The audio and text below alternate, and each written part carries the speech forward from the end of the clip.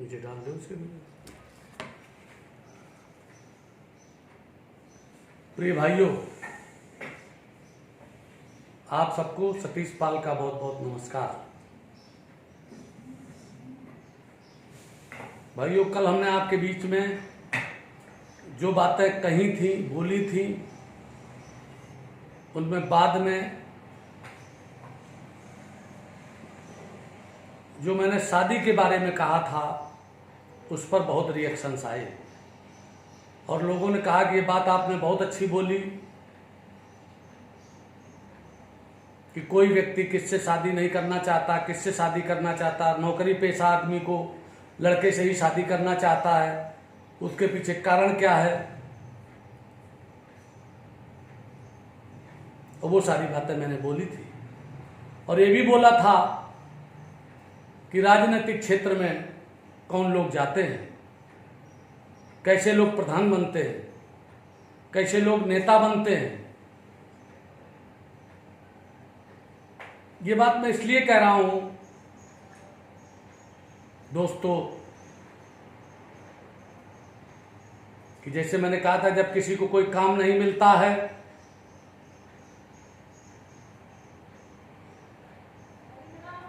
तो इसकी संख्या 100% नहीं है कहीं। चाहे जितने लोग हों, चाहे कोई जाति खराब हो, लेकिन पूरी जाति कोई खराब नहीं होती है। जब कोई सत्ता में चला जाता है, अंग्रेजों ने कुछ जातियों को जरूर क्रिमिनल्स के उसमें डाल दिया था। आपने देखा होगा, एक बिरादरी है कंजर, वो हरदम थाने के पास ही बसाए जाते हैं। हमारे इधर ऐसा मैंने देखा है।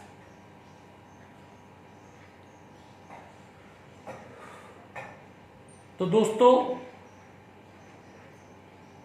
इसके पीछे कारण, ये सबसे बड़ा कारण है दहेज का। समाज में इतनी जबरदस्त विसंगतियां हैं, इतनी कमियां हैं, हर बिरादरी में है। और ज्यादा ज्यादा इसको बुद्धिमान लोग ज्यादा बेवकूफी का काम करते हैं। क्योंकि समाज का अगर कोई पथ प्रदर्शक होता है तो जिम्मेदार आदमी बड़ा आदमी होता है। और बड़ा आदमी जब शादी ब्याह करता है तो उसका बहुत लंबा दिखावा करता है कि जितनी ज्यादा भीड़ भाई उतना ज्यादा बड़ा नेता है, इतना ज्यादा बड़ा आदमी है। इस तरीके की मैंने बहुत सी चीजें देखी हैं। मैं तो एक दो बार मैंने सोचा कि कहूं, लेकिन समय इतना कम होता है, बातें इतनी ज्यादा होती हैं दिमाग के अंदर कि कहते कहते ही 20-25 मिनट हो जाते हैं और हमको इशारा होने लगता है कि अब रुक जाओ। मैं कह रहा हूं कि लॉकडाउन का सबसे बड़ा फायदा हुआ है कि जितनी भी शादियां तय थीं, वो सब शादियां कायदे में 2-4 लोगों की उसमें होनी चाहिए। इसमें अधिकारियों ने भी बड़ी लापरवाही बरती है। मेरी कुछ लोगों से बात भी हुई, कायदे में एक ऑर्डर जारी होना चाहिए था, वो सारी शादियां होती, लेकिन 5 आदमियों के द्वारा होती। उसके पीछे कारण है दोस्तों, अगर जेलें न बनी हो, पुलिस न हो, तो गुंडों को, अपराधियों को, इनके ऊपर नियंत्रण नहीं किया जा सकता। अगर शक्ति न हो तो आप बच्चे पर भी अपने अनुशासन नहीं बना सकते। गोस्वामी तुलसीदास जी ने लिखा है कि टेढ़ जान शंका सब काहू और वक्र चंद्रमा ग्रसै न राहु। टेढ़ जान शंका सब काहू, वक्र चंद्रमा ग्रसै न राहु। राहु जब ग्रसित करता है चंद्रमा को, जब ग्रहण पड़ता है, चंद्र ग्रहण पड़ता है, तो पूर्णिमा को ही पड़ता है। ये बात ध्यान से समझ लेना। अगर वो भी टेढ़ा है तो ग्रहण नहीं लगेगा। कहा है कि टेढ़ों का बाल न बांका हुआ, सीधों पे आरे चलाए गए, बिस्तर नहीं केचुए नाथे गए, सिंह नहीं बकरे बलवेदी पर चढ़ाए गए। और हमारे आपके बीच भी ये बात है कि चूंकि भेड़ चलाना पेशा रहा है, उसका स्वभाव हमारे लोगों के अंदर भी आया कि लग्घी और लाठी चलाने में भी संकोच करते रहे। क्योंकि भेड़ बहुत सीधी होती है, उसका स्वभाव तो परोपकारी जीव होता है, ऊन भी उसमें निकलती है, खाल भी उसमें निकलती है, मांस भी निकलता है। उसी तरीके से परोपकारी आप भी हो गए, अच्छी बात है, बनाए रखना। लेकिन ये जो हुकूमत बदली और उसमें अगर आपका कोई एमएलए है, अगर रंगबाज है वो, तो उसको जिस तरीके से दौड़ा दौड़ा के इलाहाबाद में मारा और सरेआम दिन में मारा, और उसका मारने वाला जो मुख्य अभियुक्त है, मेरी जानकारी में वो आज भी फरार है। और हम सब लोगों ने क्या किया? उसकी पत्नी पूजा पाल विधायक बनी, 2-2 बार खूब लड़ाई लड़ी उसने, लड़ती है, मैं कहना नहीं चाहता हूं, लेकिन समाज का भी कुछ अपना दायित्व होता है। तो आपका दहेज, जब तक इसमें यह कानून नहीं बनेगा कि सिर्फ इतने आदमी शामिल होंगे, 10 आदमी 20 आदमी, उससे ज्यादा नहीं शामिल होंगे, और होंगे तो तत्काल पुलिस आ जाएगी, तभी ये रुक पाएगा। दोस्तों, मैं एक बात आपको बता दूं कि पंजाब में एक समय दहेज का बड़ा प्रचलन हो गया था। तो जब पंजाब में आतंकवाद था, तो आतंकवादियों ने इस बात का वहां पर ऐलान कर दिया कि अगर आप 21 आदमी से ज्यादा शादी में गए और दहेज लिया तो हम गोली मार देंगे। आपको बता रहा हूं, पंजाब में दहेज खत्म हो गया था, शादी ब्याह में खर्चा खत्म हो गया। क्योंकि आदमी जितने मेहनत से कमाता है, जब बेटी घर में होती है तो उसकी पत्नी ये कहती है कि शाम को तुम कितने रुपए लाए कमा के।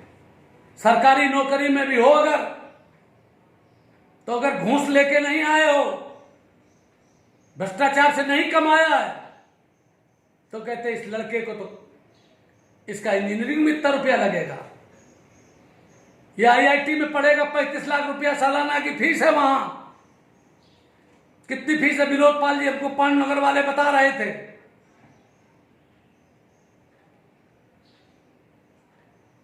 दहेज देना पड़ेगा 20 लाख, 25 लाख, 30 लाख। हमारी भी भतीजी शादी लायक है, तो हमारे भाई कह रहे थे छोटे की शादी करनी है, 20 लाख रुपए के आसपास खर्च होगा। हमने कहा देखा जाएगा, चलो कोई बात नहीं है।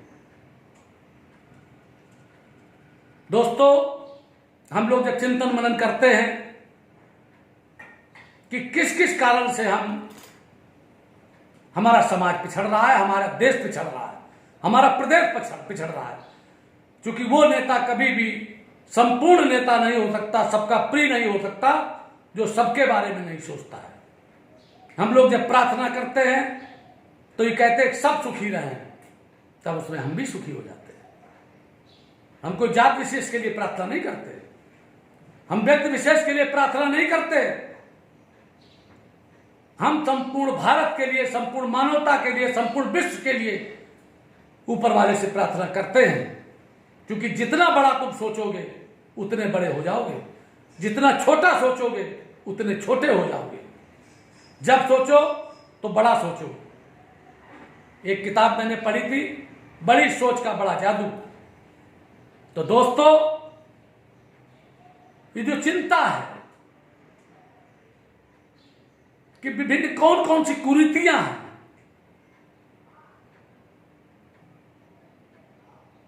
उसमें दहेज, शिक्षा पर बहुत खर्चा, एकदम बीमारी आना, एक्सीडेंट हो जाना, तेरहवीं संस्कार। कबीरदास जी ने लिखा है कि इस जग की रीत निराली, रंगी को नारंगी कहे, तरमाल को खोया, चलती को गाड़ी कहे, देख कबीरा रोया। रंगी को नारंगी कहे,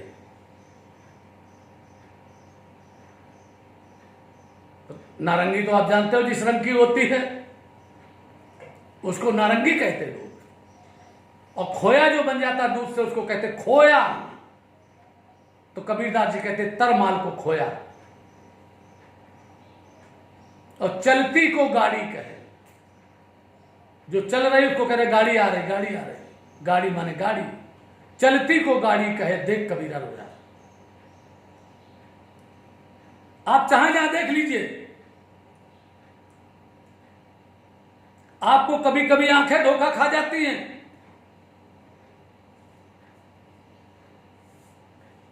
ये जो सूर्य भगवान दिखाई दे रहे हैं कि पूरब में उगते हैं और पश्चिम में डूबते हैं, लेकिन हकीकत ये नहीं है।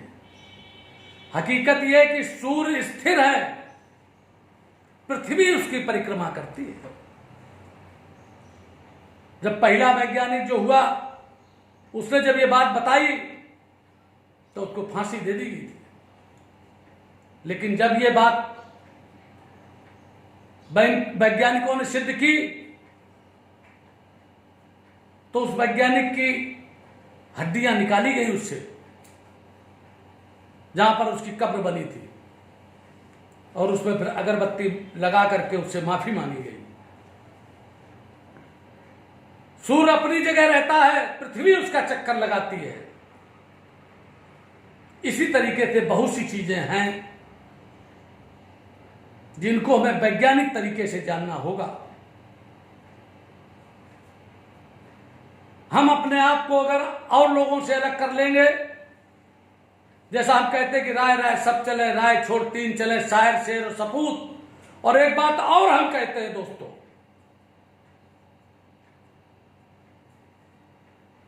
कि किसी को क्या गरज तुझे नीचा दिखाने की, तेरे अमाल काफी है तेरी हस्ती मिटाने की। अगर आपके अंदर कमियां हैं, आप झूठ बोलते हैं, आप पक्षपात करते हैं, आप ईर्ष्या करते हैं, आप लोभ करते हैं,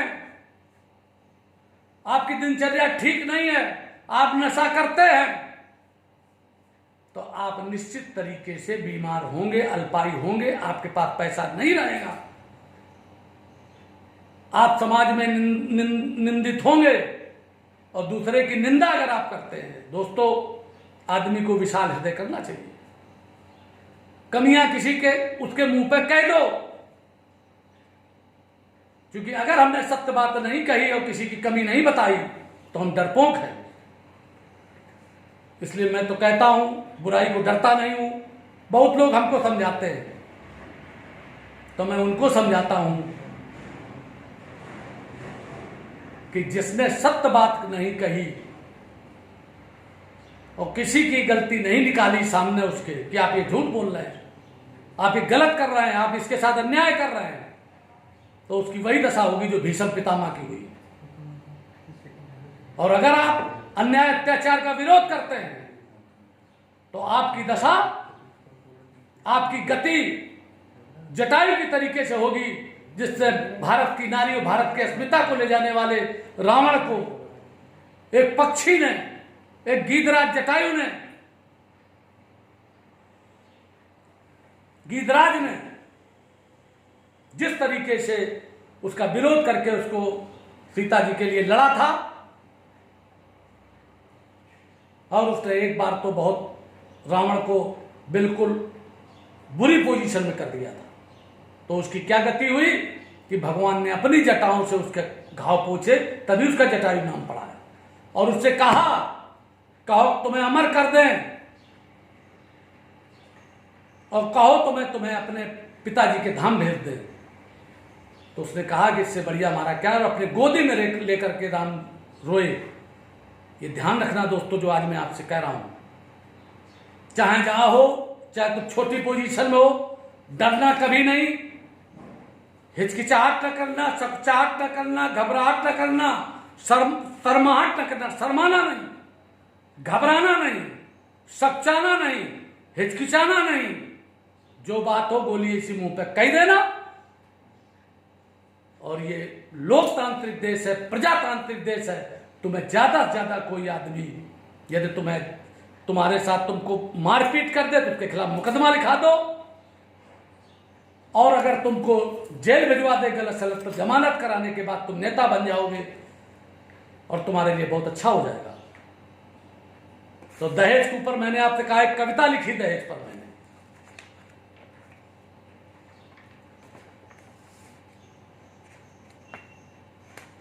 दोस्तों दहेज बहुत बड़ा विषय है। दहेज बहुत बड़ा, समाज का बहुत बड़ा कलंक है।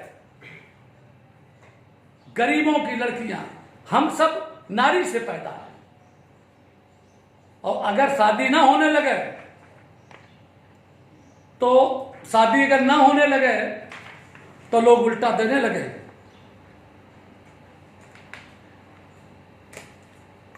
ये देख लीजिए आप, कई से मैंने देखे, हमारे यहां सपेरा लोग हैं, वो उल्टा लड़की वाले को पैसा देते हैं। लेकिन दहेज में क्या स्थिति है? एक मैंने कविता लिखी, इस पर आ गई। एक मैंने लोगों की तंदुरुस्ती पर और धर्म पर, उस पर लिखी, धर्म ध्वजा फहराना है, भारत की शान बढ़ाना है, माता पिता और गुरुजन का जब आदर होगा, सुख समृद्धि और प्रगति का सुंदर सा उपवन होगा। ये मैं एक दिन सुनाऊंगा, लेकिन आज मैं सुना रहा हूं आपको जो मैं कविताएं मुझसे लिख जाती हैं, कभी कभी चिंतन मनन करते हुए। कभी कभी कविता, हम लोग जब राजनाथ सिंह मुख्यमंत्री थे उत्तर प्रदेश के, तो रात में उनका फोन आ जाता था, मैं सुना देता था। हमारी पत्नी आज दुनिया में नहीं है, बड़ी वाली, क्योंकि मेरी 2 शादियां हुई है, कभी मैं बताऊंगा इस बारे में। बड़ी वाली ने ही कराए मेरे, उनके चूंकि बेटे नहीं थे, और दूसरी वाली से 2 बेटे हुए। बहुत मैं उनका बड़ा एहसान मानता हूं। रोज सुबह उनको नमस्कार करता हूं, प्रणाम करता हूं, तब घर से निकलता हूं। तो दोस्तों, जो आदमी एहसान फरामोश होगा, एहसान किसी का भी हो, एहसान फरामोश नहीं होना चाहिए किसी व्यक्ति को। इस पर भी चर्चा करूंगा, क्योंकि बोलते बोलते रहता है। क्योंकि मैंने आपसे कहा कि मैं दहेज पर आपको कविता सुना देता हूं। मंथरा और शकुनी दहेज में आए थे। एक ने राम को वनवास भिजवाया तो दूसरे ने महाभारत करवाया था। आपको मालूम है कि मंथरा ने राम को वनवास भिजवाया, कैकेयी को समझाया खूब, और शकुनी भी, क्योंकि मामा था और गांधारी का भाई था, उसने ही महाभारत करवाई पूरी की पूरी। तो मंथरा और शकुनी दहेज में आए थे। एक ने राम को वनवास भिजवाया तो दूसरे ने महाभारत करवाया था। आज भी जिस घर में दहेज आता और जाता है, उस घर का सारा सुख चैन छिन जाता है। सब कुछ लुटा करके भी हम खुशियां मनाते हैं। होश तब आता है जब संपूर्ण लुट जाते हैं। संपूर्ण भ्रष्टाचार तथा चिंता की जड़ में, संपूर्ण भ्रष्टाचार तथा चिंता की जड़ में दहेज है। ईमान बेच रहा व्यक्ति, चूंकि बेटी को देना दहेज है। ईमानदार से ईमानदार आदमी को हमने ये देखा है कि लड़की के लिए बेचारे भ्रष्टाचार करते हैं, घूस लेनी पड़ती है। अच्छा बर मिले, घर मिले, इसलिए खून पसीने की कमाई को लुटाना है, फिर भी दरिंदे खुश न हुए तो जीवन भर पछताना है। दहेज लेना और देना दोनों मजबूरी है। दहेज लेना और देना दोनों मजबूरी है। लेना तो हाथ की बात है, देना बहुत जरूरी है। यदि नहीं दोगे दहेज तो बेटी कुंवारी रह जाएगी। और नहीं लोगे दहेज तो सानो शौकत घट जाएगी। समाज फंसा इसी भंवर जाल में, छूट नहीं पा रहा दहेज इसी शैतानी चाल में। दोस्तों, इसी शैतानी चाल में हर आदमी सोचता है कि अगर हमने नहीं लिया दहेज तो कहेंगे कि लड़का की शादी नहीं हो रही थी, इस वजह से नहीं लिया। आज मैंने इतनी बातें आपके बीच में कही हैं, समय पूरा हो गया है। मैं ये कहता हूं दोस्तों, बस चिंतन करो, मनन करो, युद्ध की तैयारी करो। महाभारत के तरीके से धर्म और अधर्म के बीच युद्ध होगा, सत्य और असत्य के बीच होगा, न्याय और अन्याय के बीच युद्ध होगा। हम न्याय की लड़ाई, सामाजिक न्याय की लड़ाई पूरे देश के लोगों के लिए लड़ेंगे और तमाम कुरीतियों को समाप्त करेंगे। इसका नेतृत्व चरवाहा समाज करेगा और हमारा सब समाज करेगा। यही बात कहते हुए अपनी वाणी को विराम देता हूं। जय हिंद, जय भारत, धन्यवाद।